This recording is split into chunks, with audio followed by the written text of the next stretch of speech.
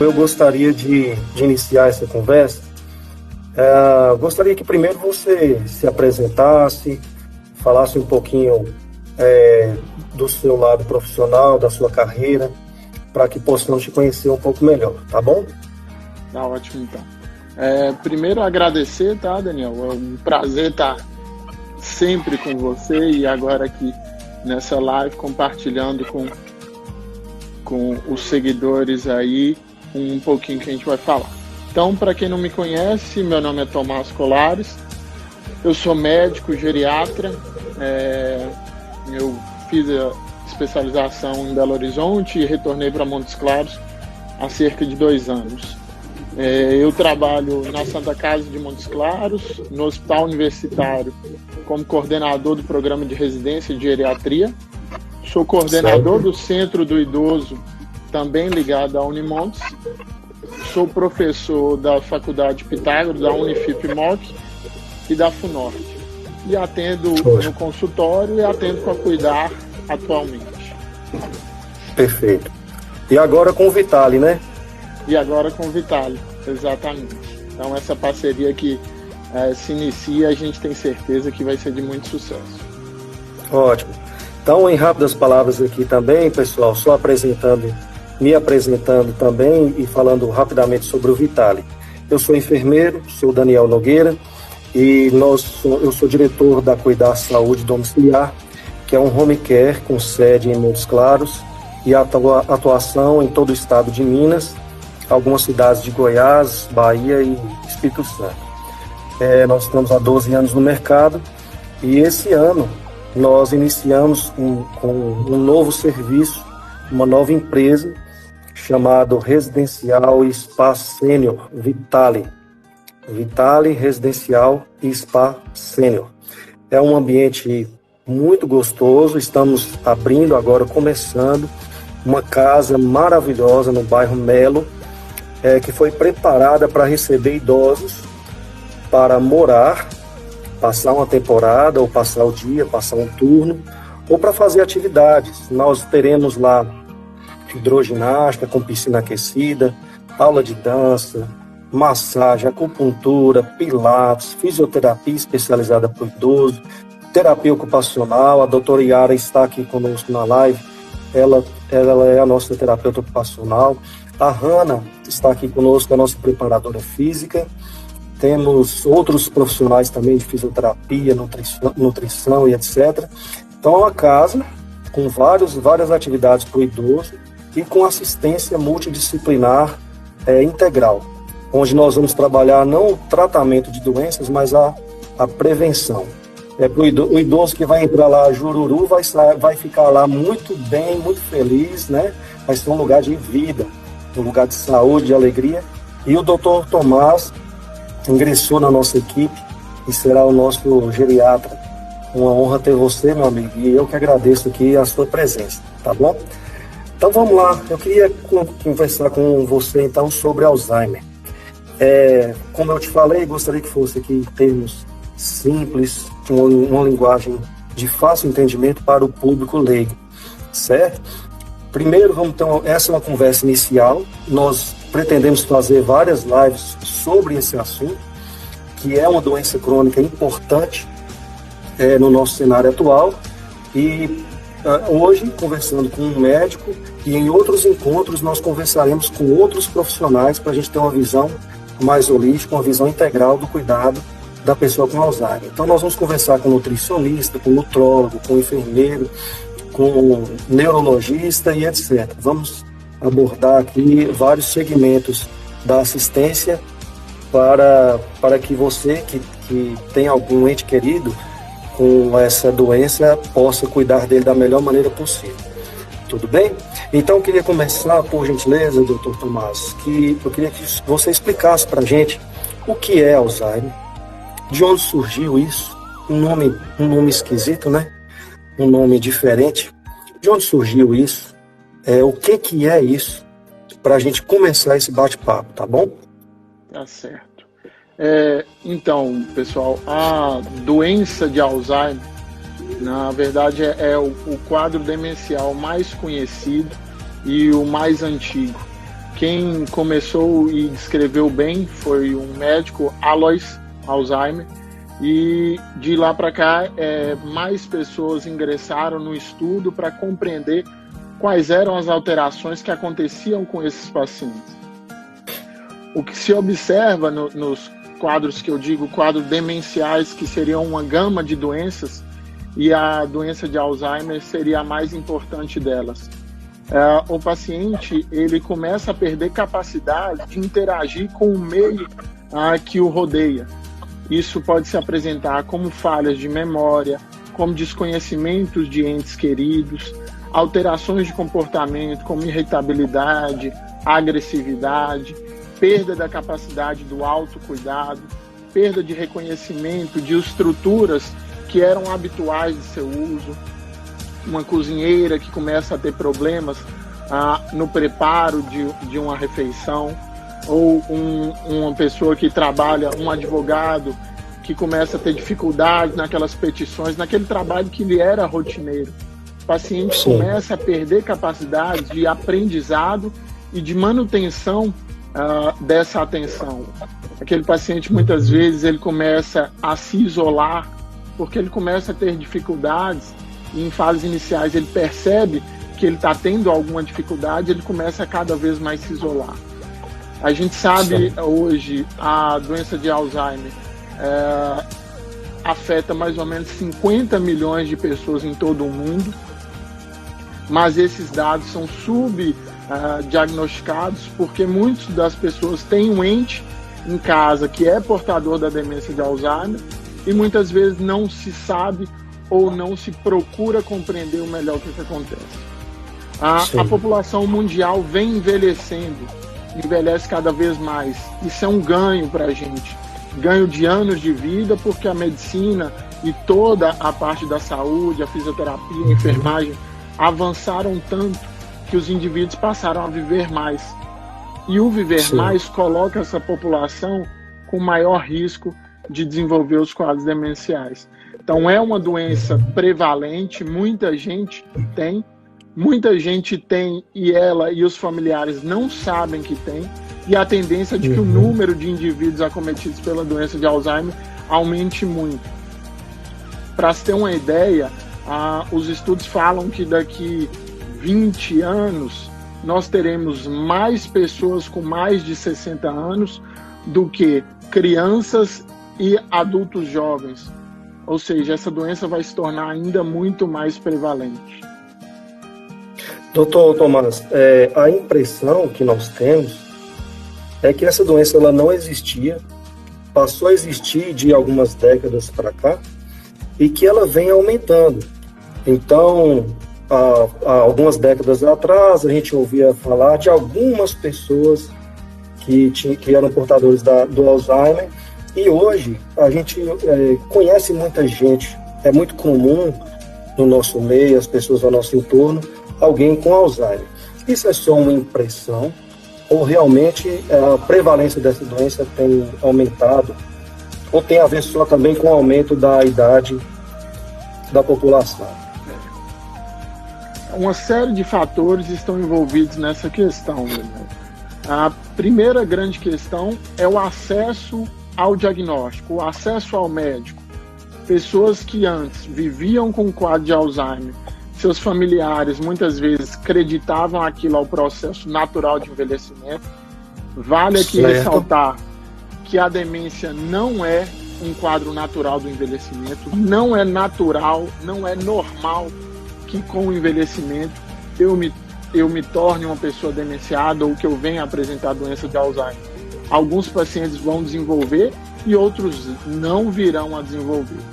O principal fator de risco para a doença de Alzheimer é sim a idade. Ou seja, a população envelhece mais, o número de pacientes com doença de Alzheimer também irá aumentar. Tem uma série de outros fatores que vem sendo tomado da década de 50 para cá, o uso de álcool, do cigarro, a redução da prática de atividades físicas, o sedentarismo, a obesidade. Os fatores de risco para a doença de Alzheimer muitas vezes são semelhantes a fatores de risco para doenças do coração, pacientes que têm diabetes aumentam o risco de demência de Alzheimer. Então, uma gama de fatores estão influenciando no elevado número de pacientes com doença de Alzheimer. Então, me parece que os fatores de risco, esses que o senhor citou, eles são semelhantes aos fatores de risco das outras doenças crônicas mais prevalentes, né? As doenças cardiorrespiratórias, cardiopulmonares, as doenças, aliás, cardiovasculares, as doenças de pulmão, neoplasias, tem esses fatores de risco como o senhor citou. Pode falar um pouquinho mais para a gente sobre isso? Eu acho que se nós queremos trabalhar, eu acho que remediar é muito mais difícil, e nós que ainda somos jovens podemos trabalhar com a prevenção, né?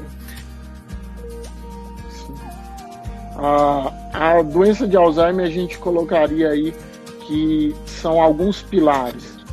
A gente tem uma porcentagem genética no componente da doença de Alzheimer. Se eu tenho um parente de primeiro grau que foi acometido ou que é acometido pela doença de Alzheimer, eu tenho um risco aumentado de desenvolver o quadro de demência. Mas a gente vai ter fatores dietéticos, aquilo que a gente consome durante a vida vai interferir nessa questão. O que se estuda muito é a dieta do Mediterrâneo, falando para quem nos assiste, seria uma dieta rica em vegetais, rica em cereais, rica em derivados do peixe, da carne do peixe, que teriam componentes que seriam protetores para a doença de Alzheimer. Então, pacientes que têm essa dieta, eles têm uma incidência menor de doença de Alzheimer. E a questão de atividade física, manter o corpo ativo, manter a mente ativa, a gente sabe que isso faz muita diferença. A capacidade cognitiva, o nível de escolaridade do paciente, isso influencia. Quem tem mais estudo, geralmente tem uma proteção maior do que aqueles de baixa escolaridade, porque esses têm uma baixa reserva, que a gente fala de reserva de cognição, que é a nossa capacidade de aprender, de assimilar e de guardar aquele conhecimento. Fatores de risco outros: o cigarro, o tabagismo, seja qual forma de fumo, é um fator de risco maior para a doença de Alzheimer. O sedentarismo, a falta de manter-se ativo, a perda muscular, isso gera também a perda neuronal. Essa é uma outra questão que a gente sabe. Muito interessante. A Hannah vem aí mostrando para a gente essa questão da atividade física, e os estudos já mostram que aqueles pacientes que mantêm corpo ativo têm uma melhora importante da capacidade cognitiva. Então, a atividade física, principalmente ao envelhecer, ela se torna um pilar fundamental, tanto naqueles já diagnosticados, quanto naqueles que, porventura, poderiam desenvolver um quadro. A atividade física tem essa proteção. A alimentação, evitando os enlatados, evitando as frituras, isso também é fator de proteção. E a questão espiritual também toda envolvida. Olha só. O bem-estar físico, psíquico, social faz muita diferença no envelhecer. Todos nós vamos envelhecer, e a ideia que a gente tem que trabalhar, e que a gente trabalha na Vitale, que a gente trabalha no nosso dia a dia, é do envelhecer com qualidade. Então nós temos que nos preparar para algo que a gente sabe que a gente vai enfrentar, que é o envelhecimento. Então, as nossas atitudes quanto adultos jovens e chegando a se tornar idoso, é que vão ser determinantes para que a gente possa lá na frente colher uma boa velhice ou acabar sendo diagnosticado com um problema ou outro problema de saúde. A doença de Alzheimer aumenta a sua incidência, assim como o número de infarto, o número de câncer, o número de pacientes idosos, o número de pacientes sedentários também aumenta. Então é importante a gente fazer esse link, que A gente sabe que a doença de Alzheimer hoje não tem um tratamento. Então, o que a gente tem que trabalhar e colocar para a população é que a prevenção é a melhor forma de a gente chegar na terceira idade, na melhor idade, a gente passar bem todos os anos que a gente ainda tem pela frente. Sim. Eu uma vez ouvi um comentário que eu achei muito interessante, eu peguei ele para mim. Alguém me falou assim, que assim como as pessoas estão preocupadas em investimento financeiro, em poupar, em guardar dinheiro para o futuro, que nós deveríamos também estar poupando e investindo na nossa saúde enquanto jovens, para que lá no futuro tenhamos uma poupança de saúde, né? E aí a pessoa que estava me falando isso, ela estava falando de reserva muscular, que deveria ser uma prática de investirmos na musculatura para que lá na frente nós pudéssemos ter então uma reserva de músculo para o futuro. Eu achei isso fantástico, peguei para mim. E aí o senhor também está abordando os diversos fatores, né, e nos mostra que nós estamos vivendo muito errado, né? A cultura brasileira, ela está firmada em hábitos de vida ruins, em se falando em termos gerais, né? É claro. E é claro que existem pessoas já mudando isso. Eu vejo uma tendência também de uma vibe, de uma vida mais saudável. E muita gente já tem procurado fazer isso, e que bom. Né? E o Brasil já deu também passos muito importantes, como a diminuição do tabagismo, por exemplo, que é um benchmark. O Brasil é um modelo, é um exemplo mundial, né, de diminuição do tabagismo. Agora nós precisamos enfrentar outros problemas sérios, como a obesidade, que provocado principalmente pelo sedentarismo, a má alimentação e etc. Muito bom, o senhor também falou sobre hereditariedade. Se eu tenho um ente querido, um parente de primeiro grau, eu preciso então me preocupar mais se eu vou sofrer do Alzheimer? Basicamente, a questão é a seguinte, Daniel. Se eu tenho um parente de primeiro grau com a doença de Alzheimer, eu tenho um maior risco em relação a alguém que não tenha esse parente de primeiro grau com doença de Alzheimer. Eu tenho um risco. Okay. O que pode determinar ou não se eu vou ter ou não a doença de Alzheimer é a agregação desses fatores. A parte genética existe um componente, mas o estilo de vida e como eu trabalho com o meu processo de envelhecimento, ou seja, a minha vida toda, é que vai ser principalmente o determinante. Eu posso ter um paciente que não tem parente de primeiro grau com doença de Alzheimer, mas é um paciente sedentário, é tabagista, tem pouca atividade intelectual. Esse paciente ele pode vir a desenvolver a doença de Alzheimer. E eu posso ter um parente de primeiro grau com a doença de Alzheimer, trabalhar na questão da atividade física, na questão intelectual, na questão espiritual, nos hábitos de vida, na minha alimentação, e eu coibir essa parte genética para que venha a desenvolver algum problema. Então, é um multifator. A gente não sabe até que ponto cada um desses fatores tem uma responsabilidade por, no final, chegar à conclusão realmente do quadro da doença de Alzheimer. O que a gente tem que trabalhar, nós somos de uma população muito acostumada com a medicina baseada na doença. Sim. O trabalho médico, o trabalho da equipe multiprofissional é muito mais de tratar do que de prevenir. E a gente tem acesso à informação. A gente sabe, todo mundo, a grande maioria das pessoas, compreende que a qualidade de vida, o bem-estar físico, psicossocial é que vai fazer com que todos os problemas da minha vida se desencadeiem. Mas a gente trabalha com agora. Os mais jovens pensam na satisfação no agora, no bem-estar do agora. Cada vez a população que trabalha mais, que pratica menos atividade física, que se alimenta pior, que tem uma rede social mais fraca, uma rede familiar muitas vezes desprotegida, e a parte fica deixando isso para depois, e quando a gente vê, a gente já está colhendo os frutos daquilo que a gente na verdade não plantou, que é aquilo que você citou.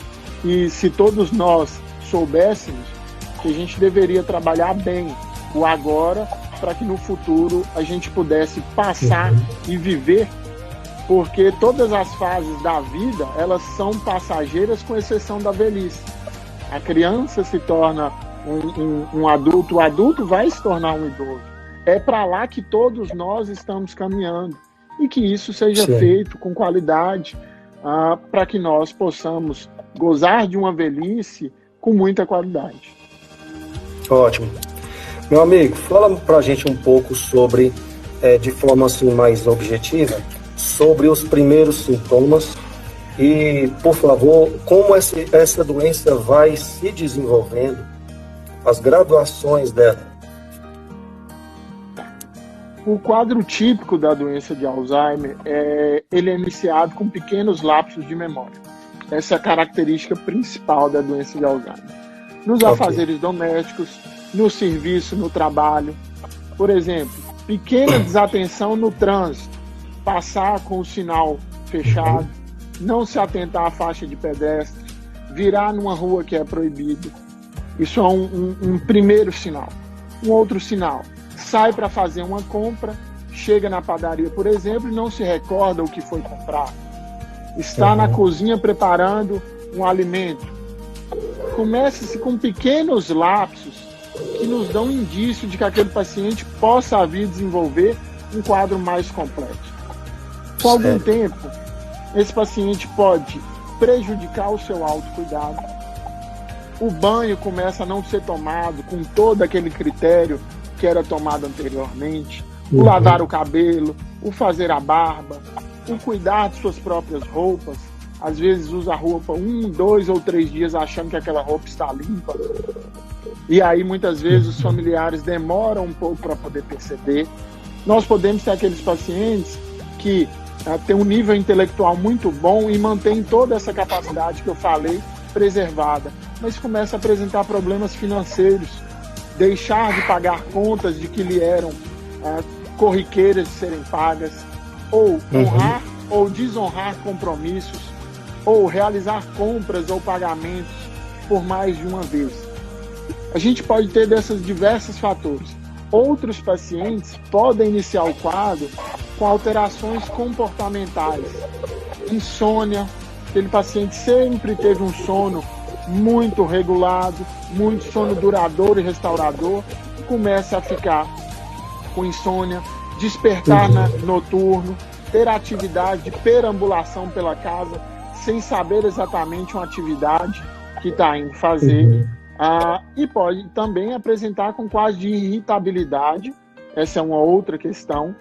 Pacientes, casais de longa data, sempre viver em harmonia, começa a ter uma implicância maior de um dos cônjuges, ter uma irritabilidade mais fácil, ou mesmo deixar de realizar atividades que antes também eram prazerosas.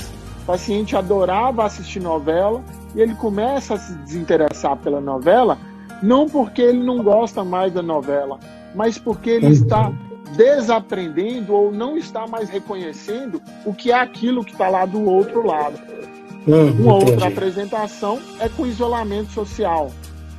O paciente começa a ter dificuldades, por exemplo, o paciente que joga um baralho com os amigos toda quinta-feira e começa a ter falhas durante o jogo, porque ele não está tendo mais a capacidade de memorização. E ele começa a se isolar daquela atividade, achando que ele não sabe mais. Isso tende a piorar, tende a evoluir. Então essas são possibilidades dos quadros iniciais. Com o decorrer da doença, com o avançar da doença, os quadros ficam mais aparentes. Os pacientes começam a ter mais dificuldades para coisas mais simples, mais grosseiras. As dificuldades vão ficar mais intensas, chamando bastante atenção da família. Então isso é um outro ponto que leva os pacientes, ou os familiares, na verdade, a procurar assistência médica. Vale ressaltar que o esquecimento, ele não é característica natural do envelhecimento. Os pacientes eles podem ter pequenos lapsos de memória, mas sem perda da capacidade funcional. Esqueci onde eu coloquei a chave do carro, mas eu retorno, faço aquele meu trajeto, encontro a chave do carro e saio para trabalhar. Vou à padaria, eu tinha uma lista de 10 coisas para comprar, lembrei de 9, mas não lembro da 10ª. Mas se eu forçar a minha mente ali, no caixa eu me recordo daquele 10º item e retorno para poder comprar. Com a progressão da doença, esses pacientes vão perdendo mais essas capacidades e, invariavelmente, se aquele indivíduo portador do quadro demencial, se ele se mantiver vivo, em algum tempo da vida, ele vai se tornar totalmente dependente para as atividades básicas, que são essas: tomar banho, se vestir, se alimentar, o autocuidado, se comunicar com os entes próximos. E as atividades instrumentais avançadas: dirigir, usar o telefone, reconhecer pessoas de convívio não tão próximo. E esses pacientes, eles acabam mais para frente evoluindo com dificuldade para caminhar, para deambular, risco aumentado de quedas, dificuldade para falar, o vocabulário começa a ficar reduzido. Muitas vezes o paciente fica repetitivo, porque ele não tem mais a riqueza do vocabulário que todos nós temos. Então ele se adequa a usar apenas algumas palavras. E esse paciente vai evoluir com dificuldade para engolir, e aí a disfagia. E aí nessas fases que eu vou citando aqui, a gente dividiria a doença de Alzheimer como fase leve, moderada e avançada, que aí é o grande e fundamental papel da equipe multidisciplinar. Na prevenção das quedas, na melhora da capacidade de deglutição para evitar a disfagia, ou pelo menos reduzir a progressão, espaçar mais o tempo da progressão dessa doença. A equipe de enfermagem para poder orientar os familiares também desse paciente. A pessoa vai morrer de Alzheimer? Os nossos pacientes com doença de Alzheimer, eles vão vir a morrer, falecer, pelas consequências da doença. A gente fala hoje de uma sobrevida média de 10 anos a partir do diagnóstico do paciente com Alzheimer. Lembrando ainda que a gente ainda tem um atraso de mais ou menos 2 anos do período de início dos sintomas até o diagnóstico. Então coloque em média 12 anos. Esse paciente vai se tornar cada vez mais incapaz, vai necessitar cada vez mais de terceiros e muitas vezes ele vai vir a apresentar complicações mais precoces ou outras complicações mais tardias que vão realmente o tornar mais passível de vir a óbito. Pneumonias aspirativas pela incapacidade de deglutir, de engolir bem. Uma dificuldade de mobilidade, esse paciente passa a ser acamado. O fato de estar acamado aumenta o risco de infecção urinária, de constipação intestinal, de formação de lesões por pressão, popularmente chamadas de escaras. Essas infecções, muitas vezes por germes resistentes, bactérias resistentes, que não respondem aos tratamentos. Esses pacientes perdem capacidade absortiva dos alimentos. Invariavelmente, o paciente com a doença de Alzheimer, ele vai perder peso, ele vai perder força muscular e, junto de tudo isso, ele vai perder a reserva, tanto biológica quanto imunológica. As infecções se tornam mais graves no paciente idoso e principalmente no paciente portador de um quadro demencial. Daí a gravidade dos sintomas desses quadros, levando muitas vezes o paciente a vir a óbito. Muito bom. E é por isso, pessoal, que nós vamos, posteriormente, eu pretendo fazer um vídeo, uma live por semana com o tema do Alzheimer, porque nós queremos conversar com profissionais de outras áreas para vermos também sobre o cuidado de alguém que já tem a doença e que está em fases diferentes, né? E nós vamos conversar sobre como estimular a cognição, estimular o cérebro, fazer estimulação motora. E os cuidados até mesmo com pacientes já mais graves, cuidados de enfermagem, por exemplo, né, pacientes que já estão no nível mais de cuidados de fono, por exemplo, sobre a disfagia, o paciente acamado e etc. Né? Nós vamos tentar abordar isso aqui com esses diversos nuances para que a gente possa trazer essa discussão de forma bem rica, e vamos deixar esses vídeos também gravados, disponíveis nas redes sociais do Vitale e da Cuidado. Muito boa a sua explicação, doutor Tomás, sobre a evolução da doença, e aí eu fiquei preocupado, porque eu já tenho uma série desses sintomas. E aí surgiu uma dúvida aqui, com qual idade, né, em média, se inicia os sintomas? A gente vai ter um aumento da probabilidade com o envelhecer. Então, a gente tem mais de 60% dos pacientes com doença de Alzheimer, esse quadro se desenvolve a partir dos 60 anos. Mas nós temos casos de demências precoces em pacientes que aí nós vamos ter a somatória dos fatores de risco genéticos, quanto os adquiridos ao longo da vida, que podem realmente favorecer um quadro demencial mais precoce. Pacientes com 50 e poucos anos podem vir a desenvolver quadros demenciais sim. O que eu sempre falo, o conhecimento é importante, consultas regulares com o seu médico e, quando necessário, o geriatra é muito importante nessa questão, tanto da prevenção, quanto da orientação, quanto do manejo dos sintomas ou da vida daquele paciente e principalmente da família. O paciente com doença de Alzheimer, ele perde a capacidade de compreensão que ocorre ao seu redor. Quem vai sofrer mais com os problemas vão ser os cuidadores e os familiares. Isso aí é um tema para a gente fazer mais uma live aí, cada um desses temas ótimos que envolvem a doença de Alzheimer. Então, vale a pena a gente pensar em cuidar do corpo, trabalhar a mente, a alimentação, questão espiritual, para manter sempre ativo, nossos riscos vão ser muito menores.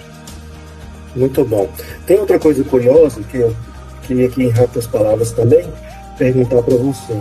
É curioso a questão da pessoa voltar com a memória antiga, lembrar de coisas da infância e esquecer de coisas mais recentes. Pode falar um pouquinho sobre isso? Isso é uma característica clássica da doença de Alzheimer.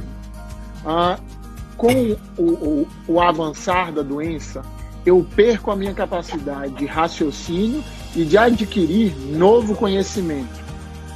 Mas as memórias já sedimentadas, aquelas que foram trabalhadas por muito tempo, por muitas vezes, elas tendem a permanecer. Não é que o doente ou paciente fale muito lá de trás, é que na memória dele, o que existe são essas lembranças do passado, que as atuais ele não tem mais. Ele não consegue mais fazer as conexões no cérebro para poder se manter ativo e se manter atualizado. Ou seja, se ele ainda mantém a capacidade da fala, o que ele vai falar é do que ele se recorda. E ele vai se recordar daquilo que foi muito bem sedimentado anos atrás, lembra da infância. Muitas vezes os pacientes passam a chamar o principal cuidador, que às vezes é o filho, a filha, o genro, a nora, de pai e de mãe. Porque eles se lembram, quem cuidava de mim, quem é que cuidou de mim? Quem cuidou de mim foi meu pai, foi minha mãe. Então, vem essa lembrança. Eu quero voltar para minha casa. Muitos pacientes mantêm essa questão. É porque a casa que ele se lembra é a casa que ele teve na infância. E ele não reconhece mais a casa atual como a casa realmente dele. Ele perdeu a capacidade de assimilar novas questões. Sim. Isso tudo que o senhor está falando traz para a gente um grande desafio, que é cuidar de alguém com Alzheimer, né?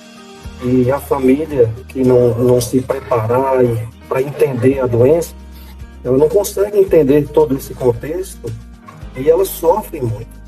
Então, depois nós vamos fazer também uma live com uma pessoa muito querida aqui da cidade, que é a doutora Glorinha Mameluc, que passou por isso com seu esposo, para cuidar, teve a honra de cuidar do seu Pedro há algum tempo, e a Glorinha passou por todas as fases da doença acompanhando o esposo, né? E ela chegou a escrever um livro sobre o assunto, e hoje ela coordena um grupo aberto de discussão sobre esse tema para ajudar familiares que têm alguém com Alzheimer. E depois, então, nós vamos fazer uma noite com ela. Já caminhando para o final, fala para a gente um pouco sobre tratamento. O que pode ser feito? O tratamento, ele idealmente deve ser realizado com equipe multidisciplinar. Nós vamos ter o tratamento farmacológico, que é realizado com os medicamentos que nós temos disponíveis, e o tratamento não farmacológico, terapia ocupacional, a fonoaudiologia, a fisioterapia, a enfermagem, a psicologia para o paciente e para os familiares. E dentro do tratamento farmacológico, nós temos algumas medicações, que são os anticolinesteráticos, um grupo de medicações que existe, é a droga mais avançada que a gente tem na tentativa de diminuir o tempo de progressão, a velocidade da progressão da doença, e os inibidores de NMDA, que é um outro grupo de medicações que também são usados nesses pacientes, mas já em fases moderadas a avançadas. Temos os tratamentos com os antidepressivos, que ajudam muito os pacientes, principalmente nas alterações de comportamento, agressividade, irritabilidade, e os antipsicóticos. Muitos dos pacientes desenvolvem alucinações, delírio contra o próprio cuidador, contra o cônjuge, ciúme doentio, acumulações. Então, uma série de medicações que a gente vai usar vai depender das queixas e dos sintomas que o paciente apresentar e as queixas levantadas pela família. Isso requer um segmento, um acompanhamento, porque a gente sabe que esses pacientes que desenvolvem Alzheimer, muitos deles têm outros problemas de saúde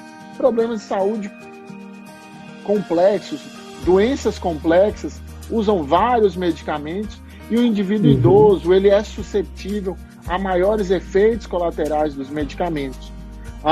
Quanto ao tratamento não farmacológico, a terapia ocupacional ajuda muito, a estimulação cognitiva, a atividade física, a musicoterapia, e nós temos terapias mais inovadoras, alternativas, que a gente chama.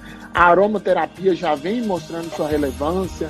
Temos agora estudos ainda preliminares com cannabis, ainda nada de relevância, mas é o avançar do tratamento e das possibilidades de cuidar de quem adoeceu, cuidar de quem cuida. Quando uma pessoa adoece de Alzheimer, uma família inteira adoece de Alzheimer. E essa família precisa ser amparada por toda uma equipe.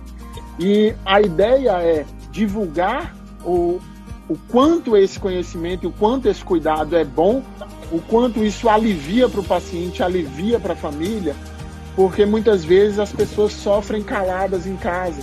O estresse do cuidador é muito relevante. Volta e meia a gente vê cenas de maus tratos com pacientes idosos, porque o familiar não entende, o cônjuge não entende que sua esposa não o reconhece mais. Aquilo torna uma tristeza, ele adoeceu porque ela adoeceu, ou o caso contrário. Então, essa live ela é importante para a gente divulgar conhecimento, para a gente trocar informações, colocar outros profissionais aqui para a gente debater um tema que é tão importante, que é tão frequente, que vai se tornar cada ano que passar mais frequente. Daqui a um tempo seremos nós que estaremos lá, podendo ser ou não acometidos por esses problemas, ou estar cuidando de alguém. Então, fazer-se conhecer as formas de cuidado é muito importante. Muito bom. Meu amigo, e por que eu devo procurar um geriatra e não um clínico geral? Ou, né, não desmerecendo, é claro, as outras classes médicas, mas por que o geriatra seria talvez o ator principal ao invés de um psiquiatra ou clínico geral e etc? A verdade é que eu preciso de ter um médico que compreenda tudo o que ocorre com o processo de envelhecimento, Daniel. Um bom diagnóstico da doença de Alzheimer não é suficiente se eu não compreender que o meu paciente também tem um diabetes, que ele tem um problema cardíaco, que a interação dessas medicações pode, inclusive, piorar o quadro, que eu preciso cuidar da alimentação, da vacinação desse paciente, do ganho ou da perda de peso, da parte dietética, da atividade física.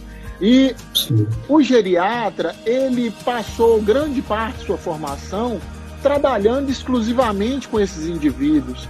Da mesma forma, o pediatra, lá no início do desenvolvimento, é a pessoa mais capaz para entender as peculiaridades, os prováveis problemas que esse paciente pode enfrentar e tentar ajustar para melhorar a qualidade de vida.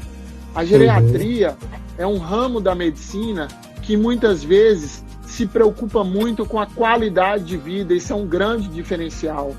Eu sei que o fim de todos nós vai chegar, mas eu quero que tudo isso, que todo o processo seja feito com amor, de uma forma honesta e digna.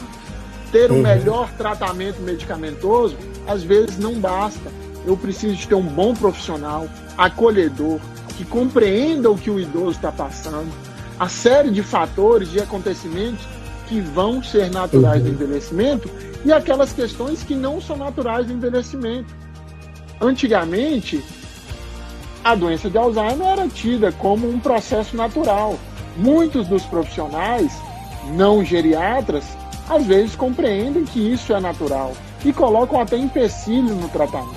Então a busca pelo geriatra vai tentar clarear para a família e para o cuidador quanto ao diagnóstico e quanto ao tratamento nas fases que aquele paciente foi enfrentando dali para frente.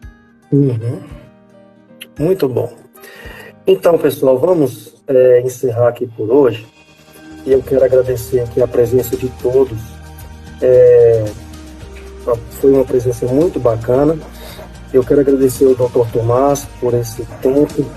E quero mais uma vez falar rapidamente que nós estamos abrindo um espaço aqui na cidade chamado Vitale Spa e Residencial Sênior, que é um lugar, uma casa, onde o idoso pode morar, passar uma temporada, passar um turno, ou pode ir para fazer várias atividades.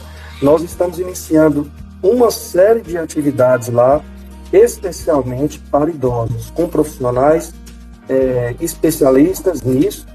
Então nós teremos atividades cognitivas, uma série. Então teremos o Dr. Tomás com a geriatria, teremos atividade física, atividade recreativa, artes, dança, a hidroginástica, pilates, academia, fisioterapia, a terapia ocupacional, a fonoaudiologia, tudo específico para o idoso. E nós queremos que essa casa não seja um hospital, não seja também um asilo, nós queremos que seja um lugar de vida.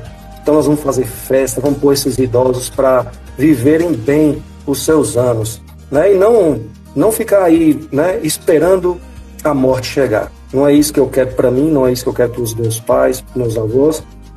Eu quero que todos os nossos anos sejam anos bem vividos. E seja hoje como jovem, seja no futuro como idoso, eu quero que os meus anos sejam bem vividos. Então, meu amigo, muito obrigado. E se você que está nos ouvindo quiser conhecer a nossa casa, Vitale Spa e Residencial Sênior, fica na rua Tapajós, 470, bairro Melo. Nos siga aqui nas redes sociais da Cuidar e do Vitale, e todas as semanas nós falaremos sobre Alzheimer, cada semana com um profissional. Já está agendado com a enfermeira Erla, que é a coordenadora assistencial da Cuidar Saúde Domiciliar, e ela vai falar sobre cuidados de enfermagem. Cada semana teremos uma classe profissional falando sobre esse tema. E depois nós colocaremos um outro assunto. Tem tanta coisa para a gente falar aqui, né? De neoplasia, podemos falar sobre doenças cardiovasculares e etc. Tem uma série de assuntos aqui que eu pessoalmente acho de extrema relevância, são temas do nosso dia a dia, são doenças prevalentes. Antigamente as pessoas morriam muito de infecções, e hoje não é a realidade brasileira.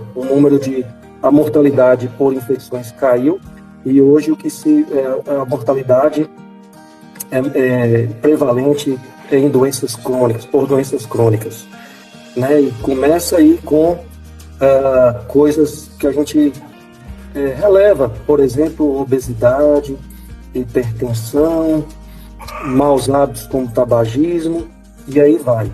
E é por isso que é muito importante nós ouvirmos sobre esse assunto, porque nós precisamos mudar nossos hábitos, os hábitos da nossa família, dos nossos filhos, para que a gente possa viver muitos anos, como já é uma realidade. Cada ano que passa, vivemos mais, mas que possam ser anos bem vividos, né, com qualidade de vida. Tá bom? Aqui o pessoal fizeram algumas perguntas, mas são perguntas que eu acredito que serão respondidas também com os demais profissionais que falarão sobre o tema. Então convido você na quarta-feira que vem, nesse mesmo horário, às 20 horas, participar conosco aqui na live. Na semana que vem será com a enfermeira Erna. Tá bom? Gostaria de falar alguma coisa para encerrar, doutor Tomás? Eu gostaria de agradecer, Daniel, e ressaltar a brilhante iniciativa. A nossa população de idosos carece de investimentos da questão principalmente privada. Montes Claros não tem, agora tem, né? Com a Vitale, tem um ambiente acolhedor, bem estruturado, com profissionais capacitados. A gente sabe da necessidade, a gente sabe como cuidar de idoso. Mais importante é a gente estar bem preparado para recebê-los, e isso a Vitale está, todos nós estamos. Que todos que nos acompanharam aqui hoje possam seguir o Instagram da Vitale, participar com a gente. É uma nova era em Montes Claros. Primeiro spa residencial sênior. Isso vai engrandecer muito o cuidado, vai melhorar muito a capacidade, a qualidade de vida de todos os pacientes que nós temos e outros que virão. E a gente saber a grande importância do viver bem para envelhecer bem. Então eu deixo aqui o meu muito obrigado e boa noite para todo mundo. Nós que agradecemos. Pessoal, muito obrigado pela participação, e nos encontre aqui de novo. Nos encontramos novamente na quarta-feira que vem, às 20 horas, com a enfermeira Erna. Doutor Tomás, mais uma vez, obrigado, meu amigo, e é uma honra ter você em nossa equipe. E com certeza nós faremos um bom trabalho com os nossos idosos, porque eu acredito, né, eu sou suspeito para falar, mas acho que a gente faz isso com muito amor, com muito carinho. Obrigado, viu? Grande abraço, tudo de bom para você e para os nossos amigos aí. Tchau, pessoal. Até mais. Tchau, pessoal. Tchau.